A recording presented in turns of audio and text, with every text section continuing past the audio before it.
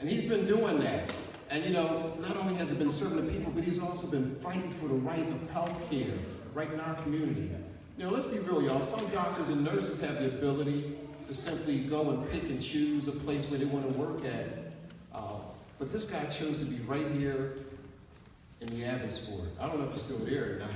But he's still there? Yep. All right, look, and he's still there, so let's have him come on up.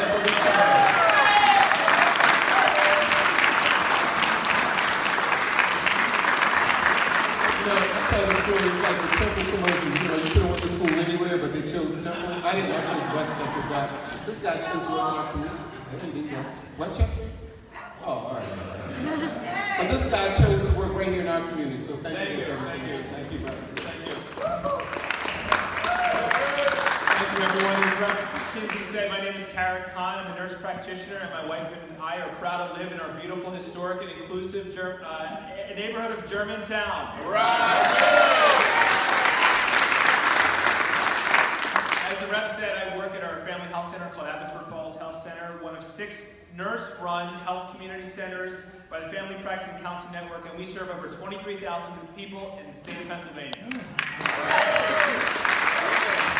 So I'm here today to speak about our 3,000 patients and the nearly 500,000 Philadelphia residents that rely on the ACA for their health care, and who would get to keep their health insurance because yesterday Trump Care was put out of its misery. And because of your advocacy, in medical terms, this bill has now been labeled "Do Not Resuscitate." The Affordable Care Act, or Obamacare, as our friend has been telling us, has been a blessing for our patients at Abbotsford. The ACA has allowed Abbotsford Falls to decrease our uninsured rate from 25% down to under 10%. Thanks to the ACA, we have the lowest uninsured rate in our nation's history. Yeah. Because of the ACA, more than 1 million Pennsylvanians are insured. Yeah. Thanks to the ACA, the number of folks having problems paying their medical insurance has gone down for the 4th straight year. And thanks to the ACA, 20 million more Americans are insured. So I ask you, who in Philadelphia has fought for the ACA? Representative Kinsey, he has our back. All right. Our state senator, Haywood, he has our back. Senator Sharif Street, he has our back. Our freshman Representative Rabb, he has our back. Our Councilwoman Gym, she has our back. Our Congressman Dwight Evans and our Senator Bob Casey, they have our back. And finally, our Mayor Kenney, who will be here very shortly, he has our back. So I'm going to tell you guys, the Affordable Care Act has made a real difference in the lives of my patients. Several months ago at Abbotsford Falls, I had a patient who had severe osteoarthritis. He was battling addiction. Because of the Affordable Care Act, we were able to get him signed up for the Medicaid expansion. We got him a surgery to cure his chronic knee pain, and he is opioid-free, and he is on the road to recovery. I also had a patient who had uncontrolled diabetes, and he also had cataracts and high blood pressure. Because of the Affordable Care Act, he was able to sign up for the marketplace. We were able to control his blood pressure, his diabetes, and because of cataract surgery, he's cataract free. Last year, finally, I diagnosed a patient who was ill and uninsured with hepatitis. Now, before the ACA, this pre-existing condition would have prevented him from getting health insurance. Thanks to the ACA, we cured him of this potentially fatal condition, and he's cured today.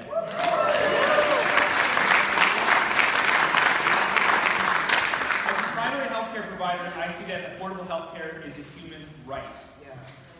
All people deserve access to affordable healthcare.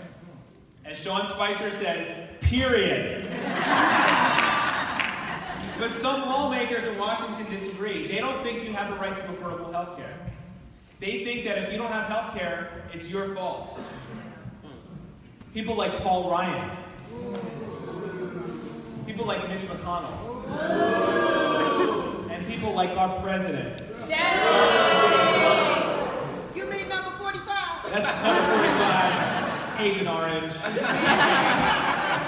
When asked about the Affordable Care Act, number 45 said Obamacare is a total disaster. Germantown, let me ask you a question. Is providing contraceptive coverage for our families a total disaster? No. Is stopping discrimination based on gender and pre-existing conditions a total disaster? No. Is expanding Medicaid so working folks can afford their health insurance, is that a total disaster? No. Is allowing young Americans to stay on their parents' health care until age 26 a total disaster? No. Is preventing insurance companies from increasing our premiums for no good reason, is that a total disaster? No. Finally, is 20 million Americans having health insurance a total disaster? No. So in reality, what was a total disaster? And Trump care was a total disaster. They called a health care plan. I call it a health care scam. For the Republicans in Congress and President Trump, this wasn't about getting more people insured. This was about politics, and it was about giving the rich a big tax cut.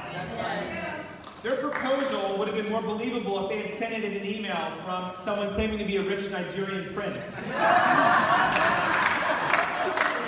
In Trump care, they plan to cut Medicaid by nearly $1 trillion over the next decade. In exchange, Donald Trump and those of the top 1%, they gave those people a $6 billion tax cut.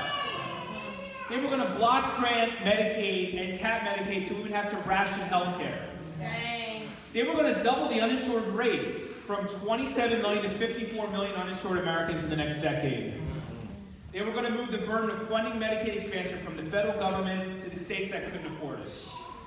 Tom Wolf, our governor, he said that Trump care would have put a $3 billion hole in our state budget. Donald Trump had talked about creating a health care plan that even Bernie would like. Well, he must have been talking about Bernie Madoff.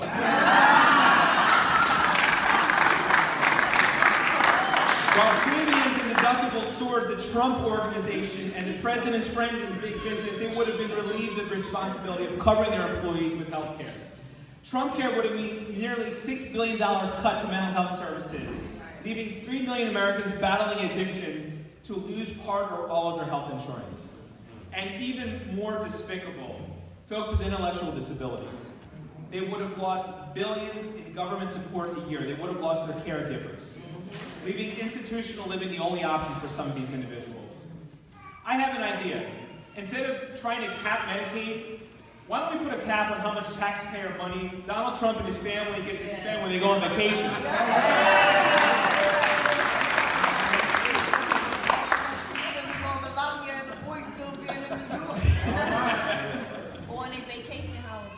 That's right. In Trump care, over 3.5 million children would have lost their health care, and seniors would have been charged 5 times more for care than younger folks.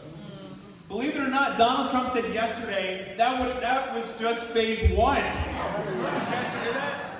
Thanks to Congressman Evans and our local lawmakers, your advocacy and the resistance, Americans will never have to see phase 2 or phase 3. Germantown yesterday, we won. Our patients won. Our nation's healthcare system has been preserved. At Abbotsford Falls, our patients will keep their insurance and our historically uninsured rate will stay right where it is. So are we going to tell Donald Trump and Paul Ryan, are we going to let them ever again close to taking away the health insurance from millions of our fellow Americans? No! We will not be bullied. No! We will not be distracted. No! And we will never allow help to be snatched away from people who need it the most. Yeah!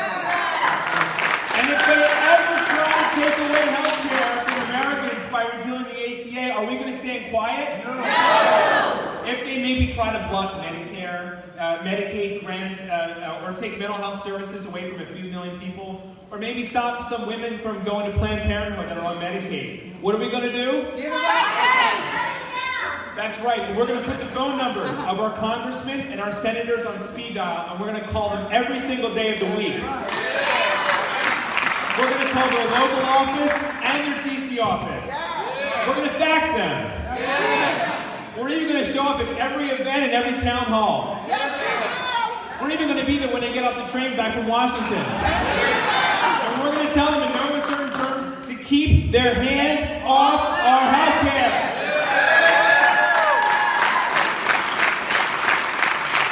When we stood up, they called us hate protesters. When we protested, they threatened us with fines, arrest, and jail time. I got it.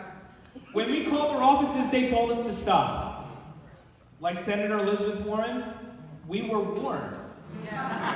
We were given an explanation. We were told to sit down. Nevertheless, we persisted. When this administration scapegoated Muslims and my family, and they tried to ban immigrants and refugees from entering this country because of the race and the God that they worshipped, what did we do? We persisted. When this administration tried to implement a second Muslim ban, what did we do? We persisted. When this administration nominated a man to lead our labor department who didn't believe that folks should earn a living wage and who severely abused his wife, what did we do? We persisted. When this administration named a national security advisor who was a proud Islamophobe and who illegally tried to undermine U.S. policy with Russia, what did we do? We persisted. When this Republican administration, when they tried to sell over 3 million acres of public land, what did we do? We persisted. When this administration tried to silence EPA scientists and the Agriculture Department from sharing their vital research with the public, what did we do? We persisted. And when this administration tried to take away health coverage from 24 million Americans so they could give the rich a huge tax break, what do we do? We persisted. And what are we going to say when this president is impeached? And the next president declares that we are going to preserve and strengthen the ACA. We'll say, and we'll say we persisted. Our resistance is strong. Keep doing what you're doing. And thank you. And thank you all. Thank you, Representative. And God bless you all.